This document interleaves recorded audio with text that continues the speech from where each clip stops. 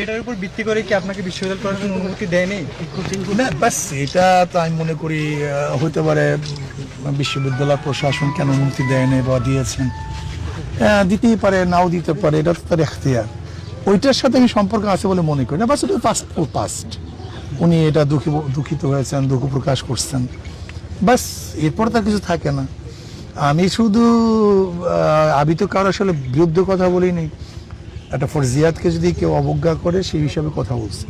আবার যখন সেটা সে সমাধান হয়ে গেছে, আমাদের মধ্যে তার কোনো ঝামেলা নেই, কি কথা ঠিক না? আমাদের আসলে স্থায়ী কোনো শত্রু নেই, স্থায়ী কোনো বন্ধুও নেই। আসলে একজন মুসলমানের মুমিনের স্থায়ী কোনো শত্রু থাকা উচিত না, স্থায়ী কোনো বন্ধুও থাকা উচিত না। হুব্বুফিল্লাহ বুগযুফিল্লাহ। আজকে যদি কোনো অন্যায়কারী তওবা করে সে আমার বন্ধু, আবার আজকে যদি কেউ খারাপ কাজের মধ্যে লিপ্ত হয়ে যায় সে আমার শত্রু। যেহেতু এমপি সাহেব সে দুঃখ প্রকাশ করেছেন, এরপর আর কিছু থাকে না। এটা নিয়ে আমি আর কোনো ঝামেলা করতে চাই না, বক্তব্য দিতে চাই না, এটা ওখানে শেষ হওয়া উচিত।